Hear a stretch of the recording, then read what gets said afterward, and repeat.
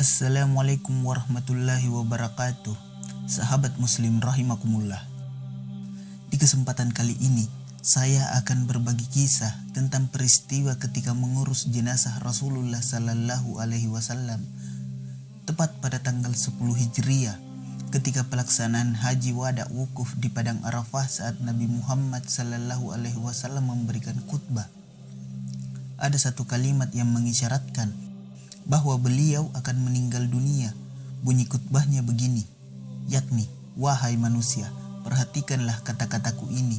Aku tidak tahu kalau sesudah tahun ini dalam keadaan seperti ini aku tidak akan bertemu lagi dengan kalian."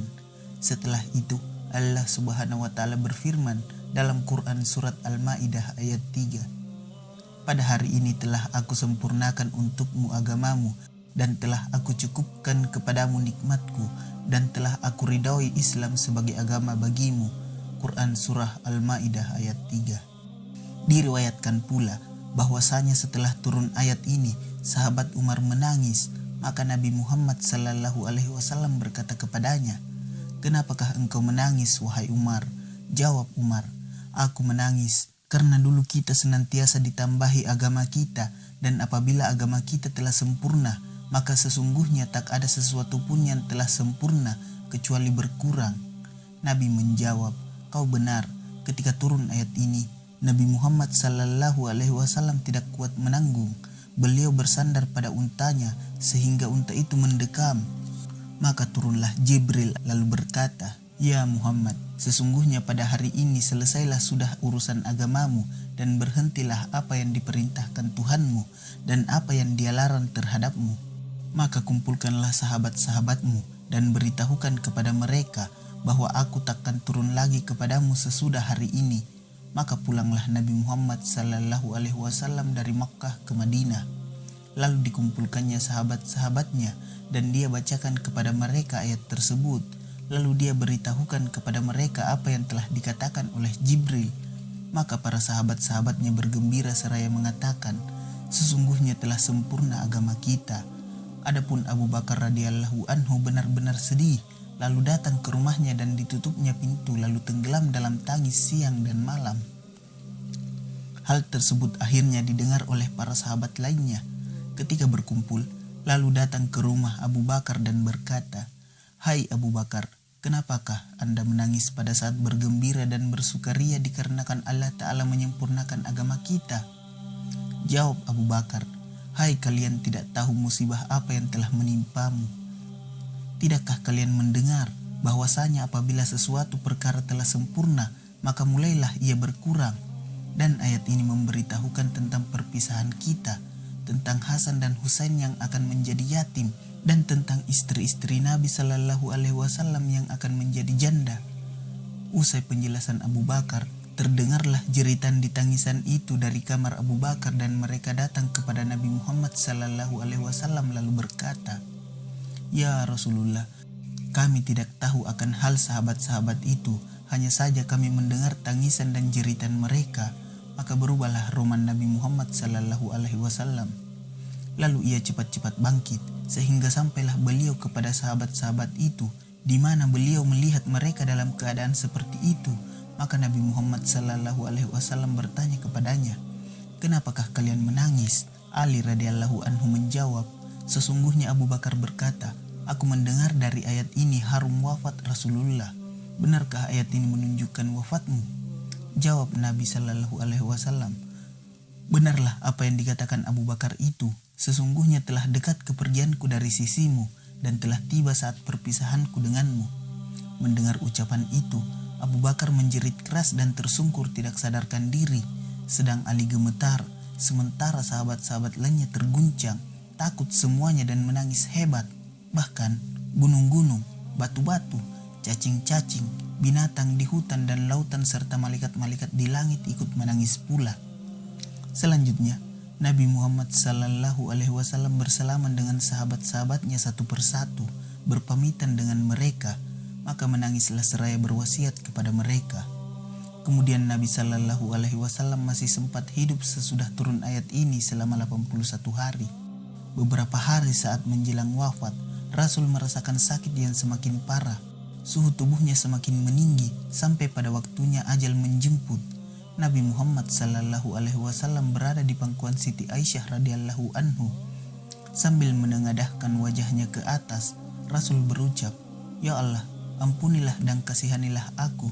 Pertemukanlah aku dengan teman-teman yang tinggi kedudukannya. Ya Allah, pertemukanlah aku dengan teman-teman yang tinggi kedudukannya." Kalimat tersebut diucapkan Nabi Muhammad sallallahu alaihi wasallam sebanyak 3 kali sambil bersandar di antara dada dan leher Aisyah, dan tidak lama, tepat pada 12 Rabiul Awal tahun Hijriyah, beliau menghembuskan nafas terakhirnya dengan tenang. Rasulullah sallallahu alaihi wasallam baru saja wafat. Adalah diriwayatkan bahwa ketika Sayyidina Ali bin Abi Thalib radhiyallahu anhu meletakkan jasad baginda di atas tempat tidurnya, tiba-tiba terdengar suara gaib dari penjuru rumah, berseru dengan nada tinggi, "Jangan kamu mandikan jenazah Muhammad, karena ia adalah orang yang suci, lagi pula membawa kesucian." Ali curiga terhadap suara itu seraya ia bertanya, "Siapakah engkau?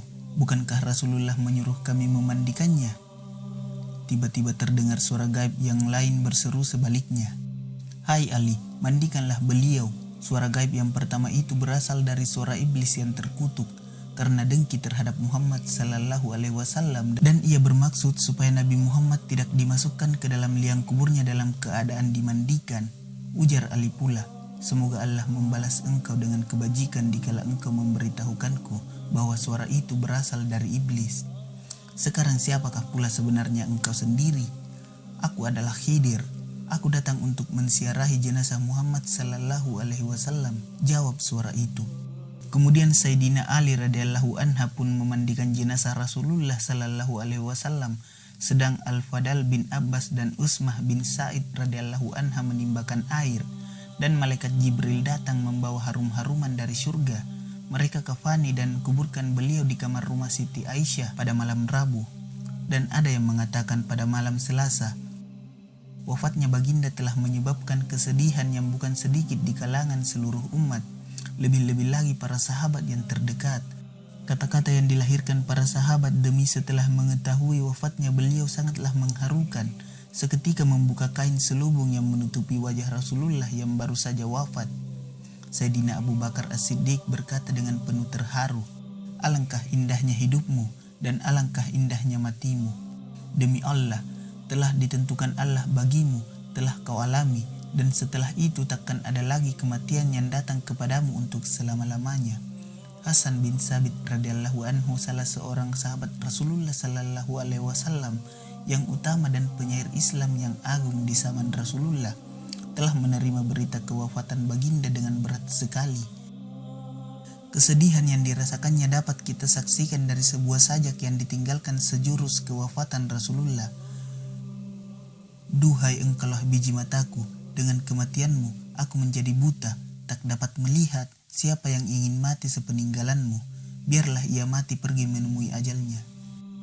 Aku hanya risau haru dengan kepergianmu, tetapi antara banyak orang tentu sekali yang paling merasakan berat atas kewafatan baginda ialah kaum keluarganya yang terdekat, seperti putri baginda yang paling dikasihinya, yaitu Siti Fatimah radhiyallahu anha serta istri-istri baginda terutama Siti Aisyah radhiyallahu anhu. Pernah suatu hari, Ummul Mukminin Siti Aisyah radhiyallahu anhu bersenandung dengan suara terharu sambil berdiri di kubur Nabi sallallahu alaihi wasallam. Katanya, "Wahai insan yang tidak pernah memakai sutra, yang tak pernah tidur di atas tilam yang empuk, wahai insan yang keluar dari dunia dan perutnya, tidak pernah kenyang dengan roti dan gandum, wahai insan yang memilih tikar tempat tidurnya, wahai insan yang berjaga sepanjang malam tanpa tidur, karena takut sentuhan neraka syair."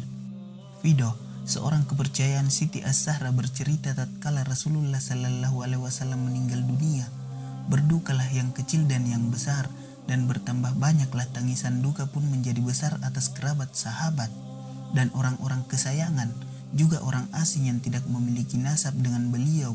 Yang terlihat hanyalah orang yang menangis, baik laki-laki maupun perempuan. Begitu banyak orang yang menangis dan berduka, tetapi kesedihan penghuni bumi tiada sebanding dan melebihi duka Sayyidina Fatimah As-Zahra. Setiap hari kesedihannya bertambah, begitu pula tangisannya bertambah keras. Lalu ia berdiam diri selama 7 hari, Ketika Fatimah menangis, setiap tangisannya lebih besar dari sebelumnya. Pada hari ke-8, ia menampakkan kesusahan yang dipendamnya. Saat itu Fatimah As-Zahra berteriak histeris sambil menangis, lalu memanggil-manggil ayahnya. Wah Abata, wah Muhammad, wahai ayah, wahai Muhammad, duhai tempat berlindungnya para janda dan anak yatim. Siapa lagi milik putrimu yang sangat mencintai dan kehilanganmu ini? Dan beliau pun serentak sadarkan diri ketika Bilal mengumandangkan azan. Saat terdengar ayahnya disebut asyhadu anna Muhammadar Rasulullah, kembali Fatimah menangis seraya berkata, Ismuka ala manajir wa rasmuka fil maqabir. Namamu menghiasi menara-menara masjid, sementara jasadmu terbujur di dalam kubur. Ali bin Abi Thalib berlari memeluk istri tercintanya dan memberikan baju Nabi yang dipintanya. Lalu Fatimah mencium baju Nabi sampai terjatuh ke tanah sambil berlinang air mata. Fatimah As-Zahra menuju pusara ayahnya. Ketika berada di kubur ayahnya, Fatimah mengambil segenggam tanah dari makam ayahandanya. Beliau cium tanah suci Nabi. Wallahu a'lam bishawab. Semoga kisah ini dapat memberikan manfaat bagi kita semua. Jika kalian suka dengan channel ini, silakan subscribe untuk mendukung kami agar terus semangat memberi informasi tentang Islam yang dapat kita teladani sebagai umat muslim.